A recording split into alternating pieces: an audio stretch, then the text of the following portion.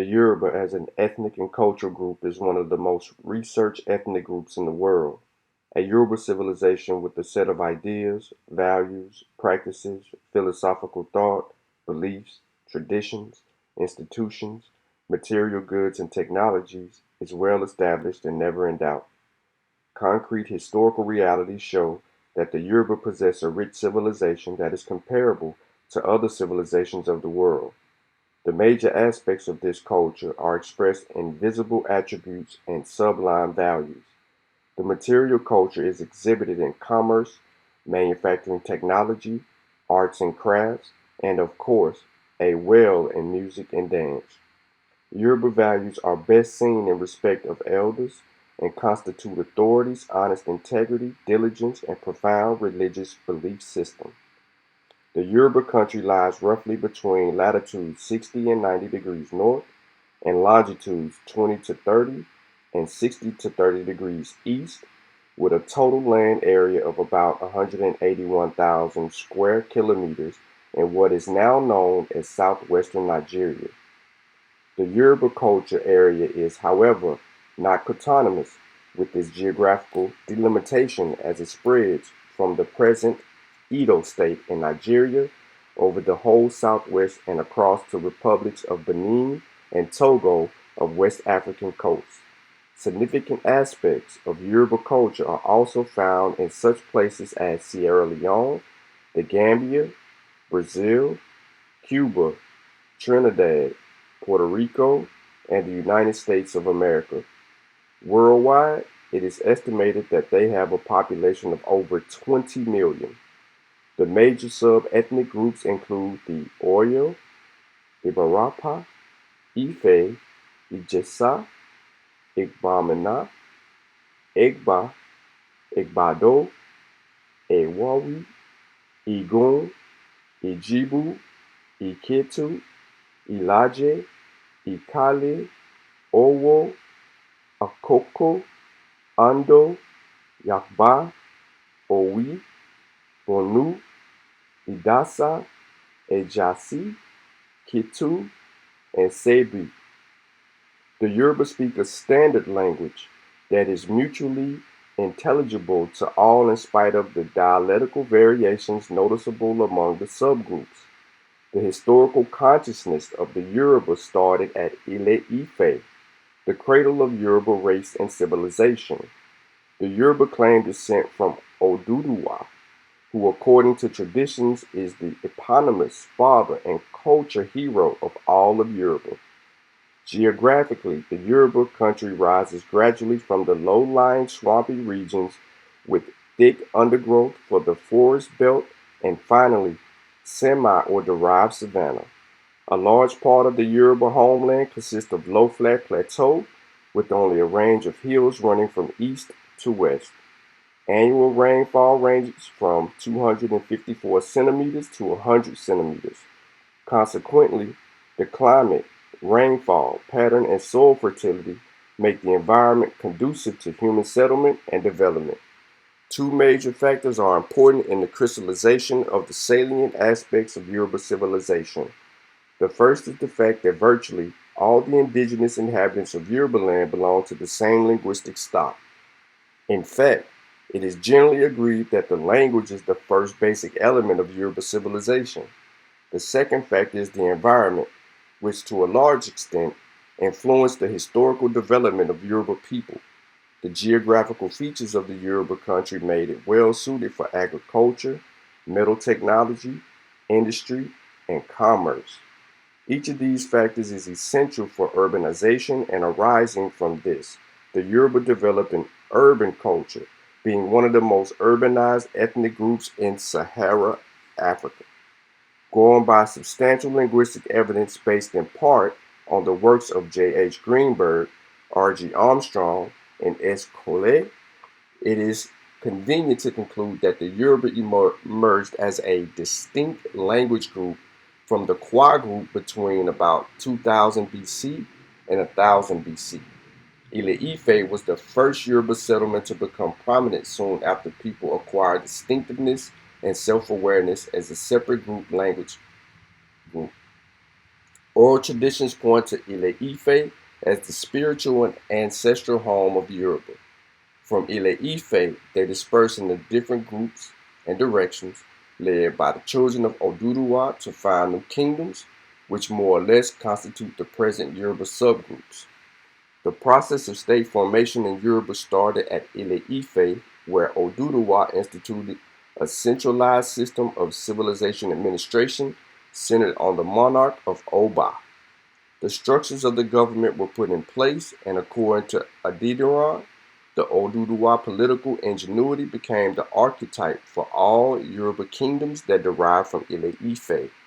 The success of Oduduwa experiment encouraged his princes to spread out in different directions, seizing political power from pre-existing groups and enforcing their own supremacy by establishing flourishing states with allegiance to Ile-Ife, which was regarded as Orírun, the source. The kingdoms of Owu, Oya, Popo, Sabi, Ila, Ondo, Ijisa, Ikitu, Okure, Owo, Ijibu, Egba, Ketu, and Adase emerged at different times to constitute the Yoruba complex of states. Many of the states are today claiming direct dynastic relationship with Oduduwa to legitimize their claims of the beaded crown, which is considered the most symbolic gift of Oduduwa to his children. Between 1500 and 1800, Yoruba history centered on the perfection of expansion of the Yoruba state system with all attendant social, political, economic, and cultural trappings. The distinctiveness of the culture became visible and strong pan-Yoruba identity emerged. All indices of Yoruba culture and crystallized in well sacredness of Ile-Ife as the cradle and birthplace of a new civilization was kept inviolate. By the beginning of the 19th century, it was evident that this peace would be disturbed as Yoruba land came under severe internal disabilities and external pressures throughout the period. The 19th century was one of the intergroup warfare which led to monstrous political, economic, demographic, and social consequences. At the risk of offering a monocasual explanation for an historical development, the war that started all wars was a result of the violation of the sacredness of Ile-Ife, the ancestral home. According to Akinjobin, there was an unwritten Yoruba tradition that forbid any kingdom or Oba that obtained the beaded crown from Ile-Ife to raise his sword against Ile-Ife or any territory on jurisdiction. In 1813, Owu Kingdom did, and this was enough to start the first conflagration in Yoruba land.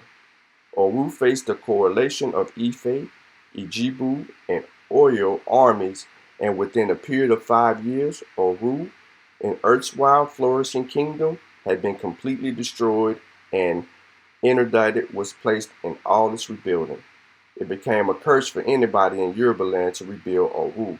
The people were displaced and forced to live as refugees in other kingdoms.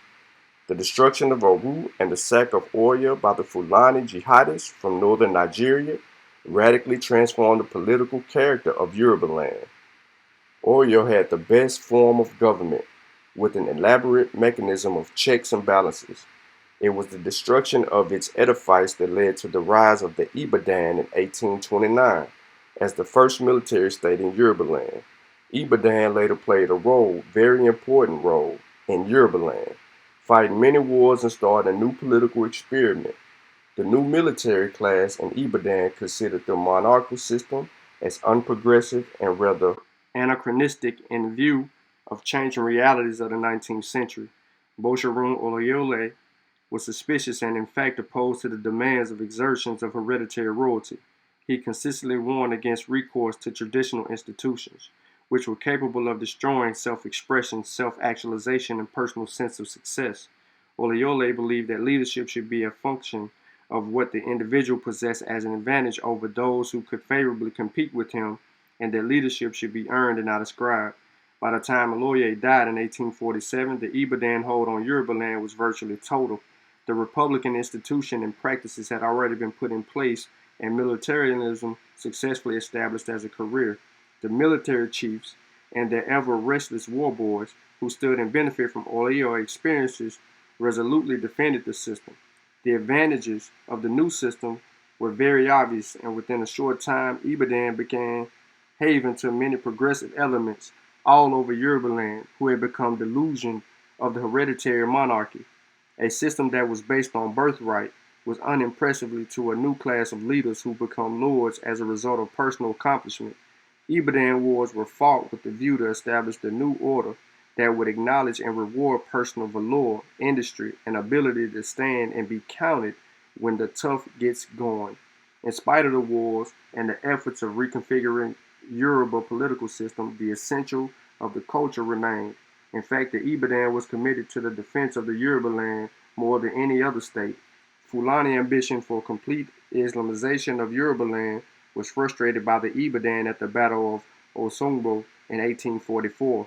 The Ibadan war chiefs recognized tradition and paid adequate respect to the legacy of Yoruba ancestors. Despite the wrangling and disaffection created by the Ibadan imperialism in Ijisi, Eketu, Okoko, Epomono, and Ebolo kingdoms, the ideas of Yoruba culture were never affected.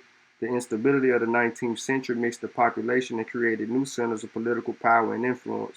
For instance, Ibadan established a military republican state, while Ibukutu came up with a federal arrangement to accommodate the peculiarities of its component groups.